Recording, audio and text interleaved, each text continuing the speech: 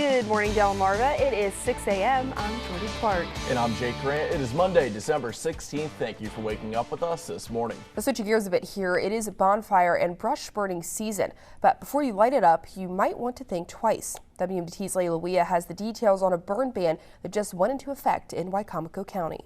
Meanwhile, the U.S. government is set to begin expanded testing of the milk supply to better track the spread of bird flu. The Department of Agriculture will test raw milk from dairy silos around the nation. H5N1 bird flu has been spreading in dairy cattle since March. Travel, if you're heading out of town for Thanksgiving, experts say to prepare for congested roads and busy airports. A record number of Americans are expected to travel over Thanksgiving this year, according to AAA. Now, this past weekend also celebrated Dia de los Muertos, or the Day of the Dead. It's a celebration of life, remembering, honoring, and spending time with past loved ones. A major day in Washington as lawmakers scramble to reach a deal to keep the government open ahead of tomorrow's deadline. If the government shuts down, millions of federal workers would be furloughed or asked to work without paydays before Christmas. Coming up in this half hour, naloxone will be available over the counter according to the FDA. We'll tell you about what kind of impact this could have on Marylanders. More details in just a bit. Wicomico County Public Schools are training the next generation of firefighters.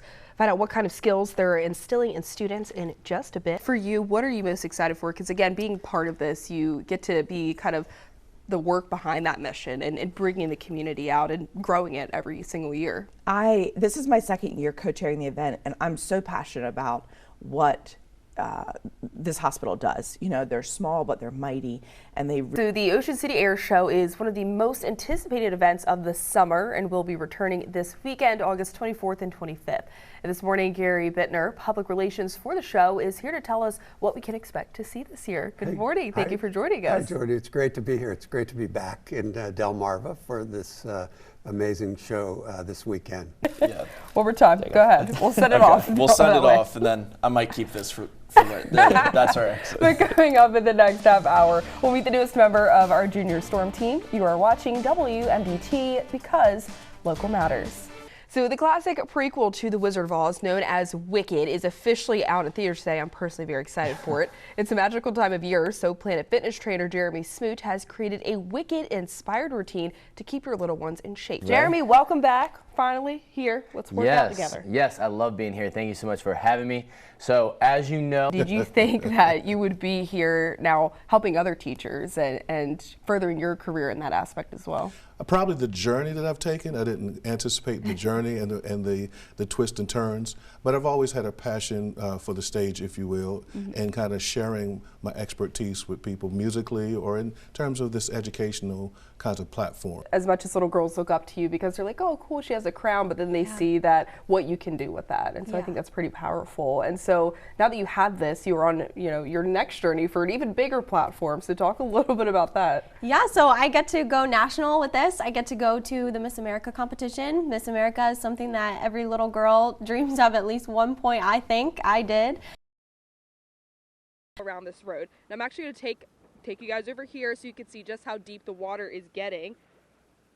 That is literally at the top of my boot right there. It's crazy. You can actually wade through it, but you can feel, I wouldn't want to keep walking through this if I were you guys. I'm already soaked just standing out here. My photographer, Colby, he went down there earlier and it was up to his knees, and he's definitely taller than me. So you can kind of see how bad it's getting here. I spoke with the mayor earlier just about how bad it can get here. And although these residents are used to it, they do say they have to be careful and they have to be mindful of anything that could happen, especially with the high tides coming on later. The 2022 Maryland General Assembly is coming to a close, and Eastern Shore legislators still have a few bills on their plate they hope will pass by Monday. While bioenergy is trying to help the environment by turning waste into compost, some community groups aren't too keen to the idea. For more than 5 years, community members have been working to remove the Talbot Confederate statue from the courthouse lawn. And after effort from multiple organizations, they finally came to a resolution. Friday's storm wreaked havoc on the city of Crisfield, inundating homes with water, causing permanent damage, and leaving community members to pick up the pieces. January of last year, this is about how much lumber you could get for $1,000. Fast forward to June of 2021, and this is costing the same price.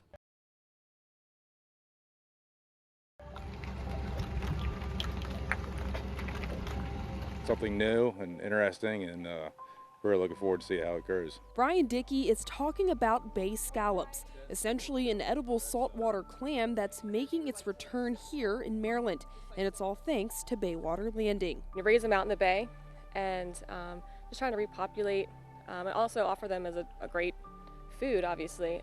Just bring people here and just let them know that this is a native species here and they're trying to bring it back. They are native to this area. There's not many left in the wild population, so many people don't know about them. So we're trying to educate people and trying to get them to eat them because they're delicious. Brian, a product manager at Baywater Landing, tells me these little scallops were pretty scarce years ago.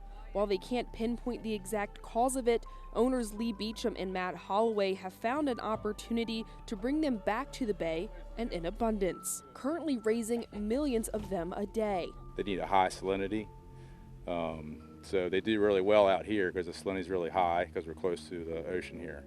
So they seem to grow really well and fast. Their life cycle is only 2 years old. We're actually using a technique they use in Japan with these lantern nets, and it seems to work. To me, every beach should be treated as a sacred place.